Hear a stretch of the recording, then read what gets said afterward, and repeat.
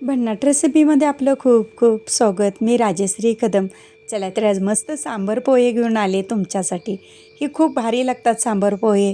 तर्रीवालेसुद्धा मी upload केलेले आहेत, तीसुद्धा पाहू शकता. पोह्यामध्ये 20 प्रकारचे पोहे भेटतात खाण्यासाठी. आता मी इथं मुठभर पोहे घेतलेले आहेत, जाडे पोहे घेतलेले आहेत. तुम्ही कोणतेही पोहे घ्या. आता हे चाळून घेऊ. त्यातले कण निघून जातात आणि पोहे मऊ लुसलुशीत बनतात. आणि किडं वगैरे असले तर ते सुद्धा त्या चाळणीतनं खाली पडतात. आता स्वच्छ पोहे धुवून घेऊ.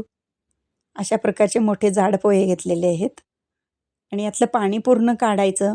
आणि जाडे असल्यामुळं मी धुवून घेते. पातळ पोहे असले की पटकन त्यातलं पाणी काढावं लागतं, नाही तर असं अगदी गिच्च होतात ते. आता 4 चमचे पातेल्यामध्ये तेल घालू सांबरासाठी. तेल गरम झालेलं आहे, त्याच्यामध्ये जिरं मोहरी टाकू. आलं लसणाची पेस्ट, टोमॅटो प्युरी, हळद, हिंग घालूया. लाल तिखट 1 चमचा, तिखट तुमच्या आवडीप्रमाणे. तेल सुटेपर्यंत भाजून घ्यायचं. कढीपत्ताचा सुद्धा खूप छान वास फुटलेला आहे. तर त्याच्यामध्ये अर्धी वाटी म्हणजे डाळ असते ना, तूर डाळ घातलेली आहे. 4 म्हणजे जसं तुम्हाला पातळ किती हवं आहे ना, त्याप्रमाणे घालायचं आहे. चवीपुरतं मीठ घालूया. 2 वाट्या मी पाणी इथं वापरले. वरून कोथिंबीर. छान इकडं उकळतं तोपर्यंत आपण पोहे करून घेऊ. जिरं मोहरी टाकूया 4 चमचे तेलामध्ये.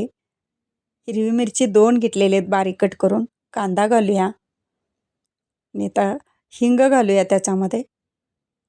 हळद थोडीशी. कढीपत्ता, अरोमा छान येतो ताज्या कढीपत्त्याचा. तर छान असं भाजून घेऊ कांदा. कांदा परतून झालेला आहे. त्याच्यामध्ये आता भिजलेले पोहे घालूया आणि 5 मिनटानंतर ते कसं मऊ लुसलुशीत असं पोहे भिजतात भिजवून ठेवलं की. आता तळलेले शेंगदाणे घालू त्याच्यात. चवीपुरतं मीठ, थोडीशी साखर, म्हणजे साखरेमुळे छान चव येते. जास्त पण नाही घालायची, नाहीतर मग गुळचाट पोहे लागतात. आता ह्याच्यामध्ये अर्धा लिंबू पिळून घेऊ आणि गरमागरम डिशमध्ये काढून घेऊ. वरून सांबार घालायचा.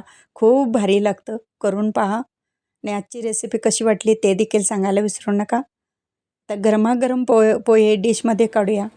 वरून थोडीशी कोथिंबीर घालू आणि सांबाराची बादली तर मी ठेवलेलीच आहे. पाहिजे तेवढे खायचं. वरून थोडंसं घालूया पोह्यावरती. गरमागरम सांबार. माझी रेसिपी व पदार्थ आवडल्या चॅनलला सबस्क्राईब करा, बेल आयकॉन दाबा, लाईक करा. इतरांना शेअर करण्याचं विसरू नका. तसेच कमेंट करण्याचं विसरू नका. आपल्यासाठी असेच नवनवीन पदार्थ आणि तोपर्यंत धन्यवाद.